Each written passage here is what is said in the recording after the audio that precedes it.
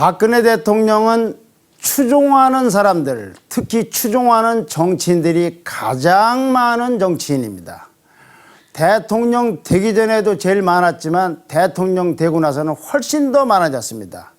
그런데 그 중에서도 딱 한 분을 고르라 라고 하면은 정치권에 있는 사람들 대부분은 이정현 씨를 꼽을 겁니다. 현재 청와대 정무수석으로 있는 분을 말합니다. 그 이정현 수석이 3일 청와대 정무수석에서 홍보수석으로 옮겼습니다. 그래서 단순한 홍보수석의 임명이 아니라 이정현 씨가 홍보수석으로 옮긴 데에는 박근혜 대통령이 여러 가지 구상, 처한 속사정, 그리고 여권 내 여러 가지 변화 등등을 알아볼 수 있는 하나의 단서를 제공합니다. 그래서 오늘은 이정현 홍보수석 임명에 담긴 뜻이라는 주제로 말씀드리고자 합니다. 우선 첫째는 코드 인사입니다. 아마 이정현 씨처럼 박근혜 대통령과 코드가 맞는 사람은 없을 겁니다. 일부에서는 박근혜 대통령의 입과 귀라고도 하고 분신이라고도 할 만큼 코드 중에서 정확하게 코드가 맞는 분으로 분류되어 있습니다. 이분이 홍보수석으로 갔습니다. 자, 홍보수석, 대변인 등등은 언론기관에서 성장했고 평판이 좋거나 유능한 사람들 중에서 발탁해오는 것이 왕왕이 우리가 보아온 사례입니다. 논란이 있었지만은 윤창중 전 대변인이 그랬고 이남기 전 홍보수석이 그랬습니다. 그런데 이렇게 언론계에서 외부 수여를 하지 않고 자기에게 가장 코드가 맞는 사람으로 임명했다. 그것은 얼마나 박근혜 대통령과 코드가 맞는지를 알 수가 있습니다. 실제로 이정현 수석은 홍보 업무에서 그렇게 전공을 한 분도 아닙니다. 다만 경력상으로 보면은 새누리당의 전신인 한나라당에서 수석 부대변인을 했고 그 후에 박근혜 대통령의 말하자면은 홍보 담당을 했었고 그다음에 최고위원을 했고 박근혜 캠프에서는 공보단장을 했습니다. 주로 홍보 업무를 했지만 그쪽 분야에서 성장한 분은 아닙니다.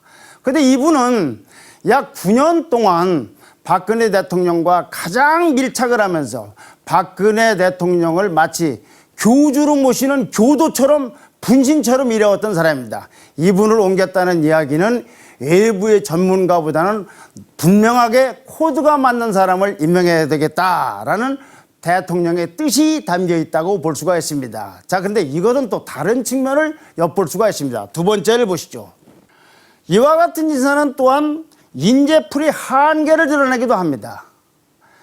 박근혜 대통령이 정무수석이었던 이정현 씨를 홍보수석으로 옮겨놨다. 이 얘기는 박근혜 대통령으로서는 쓸 수 있는 사람들이 한계가 있다는 걸 드러내는 것입니다. 홍보수석이 중요하지만 외부에서 수여를 못하고 내부에서 정무수석에 있는 사람을 옮길 정도가 됐다. 얘기는 박근혜 대통령이 쓸 수 있는 인재가 한계가 있다는 걸 드러내는 것입니다.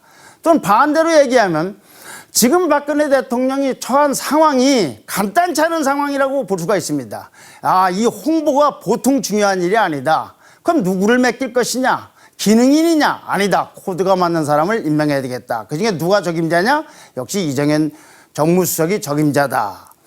또한 홍보가 얼마나 중요한 걸 절감했다고 볼 수도 있습니다. 자신의 뜻이 국민들에게 정확하게 전달되고 국민의 뜻이 청와대로 정확하게 전달되는 이와 같은 홍보 기능, 이 기능이 너무나 중요하고 절박하다는 것을 스스로 정확하게 판단하고 있다는 말하자면 증거이기도 한 것입니다. 자, 세 번째입니다. 이렇게 됨으로써 청와대 비서실 내에서는 작은 권력 변화가 일어날 것 같습니다. 이정현 정무수석이 정무수석에서 홍보수석으로 옮겼다는 얘기는 권력 서열이 비서실장, 안보실장 등등으로 해서 5위였던 분이 8위로 내려간 걸 얘기합니다. 전체 12명 중에서 밑에서는 5번째, 위에서는 8번째로 3단계가 사실은 강등이 됐습니다. 그러나 이걸 강등으로 보는 사람은 없을 겁니다. 오히려 정무수석을 거쳐서 홍보수석으로 갔기 때문에 이분이 역할은 위상은 오히려 강화됐다고 보는 것이 상식일 겁니다. 그러니까 군대, 안보 이쪽은 군 출신들이 하고 행정적인 것 이건 비서실장이 하고 정치적 기능과 홍보 기능은 아마 이 이정현 수석이 맡는 식으로 역할이 분화가 일어나는 것이 아닌가 싶습니다. 이렇게 청와대 내 위상이 약간의 변동이 옴으로써 결국은 어떻게 보든지 간에 박 대통령의 친정체제는 더 강화가 된 겁니다. 근데 이걸 또 달리 보면 이런 측면이 있습니다. 일종의 리베로 역할을 하는 게 아닌가 싶습니다. 축구에서 여기저기 다 쓰이는 리베로를 말씀드리는 겁니다. 마치 김대중 정부 시절에 박지원 씨, 노무현 대통령 시절에 문재인 씨처럼 수석에서 비서실장으로 다른 길로 옮기듯이 이정현 씨는 아마 이런 역할로 옮겨 다니는 것이 아닌가.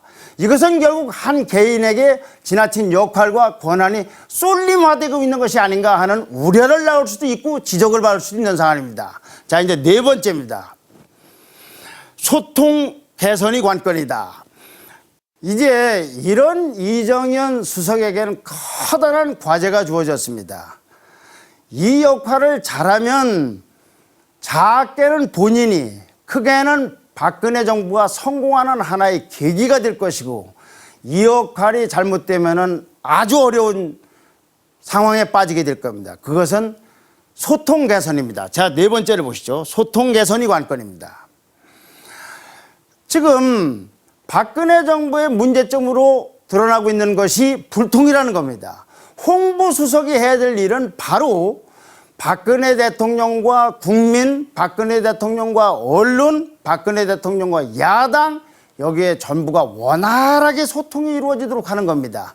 그 역할이 이정현 씨 두 어깨에 주어져 있는 겁니다. 이 역할을 잘하면 큰 성공으로 갈 것이고 이 역할을 잘못하면은 박근혜 대통령의 인재풀이라든지 코드 문제든가 등등으로 봐서 여러 가지 어려움에 봉착할 걸로 보입니다. 다행스러운 것은 야당에서조차 이정현 씨에 대해서는 긍정적인 평가를 그동안 해왔었습니다. 국회에서나 청와대 만찬에서나 야당 인사들은 이정현 씨가 참 고생을 많이 한다. 야당과 소통을 해서 굉장히 노력하는 분이다. 그러니까 이와 같이 자기에 대해서 긍정적 평가를 하고 있는 분들까지를 원군으로 삼아서 모쪼록 청와대와 청와대 밖의 소통을 원활하게 합리적으로 능동적으로 해주기를 기대합니다. 이제 말씀을 마치면서 오늘도 책 하나를 인용할까 합니다. 샹리라는 중국의 경제 경영서를 많이 쓰는 작가가 있습니다. 이분이 쓴 책 중에 하나가 병법에서 경영을 배운다는 책입니다. 이 책에는 주로 손자병법을 통해서 거기에서 경영의 지혜를 배우는 것을 쭉 조목조목 분석을 해놓고 있습니다. 그 책의 210페이지에 보면 이런 대목이 나옵니다. 전쟁의 폐해를 완전히 이해하지 못하는 자는 전쟁으로 얻는 이익 역시 잘 알고 있지 못하는 것이다.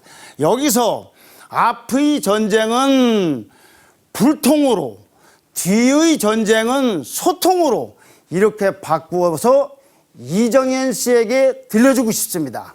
감사합니다.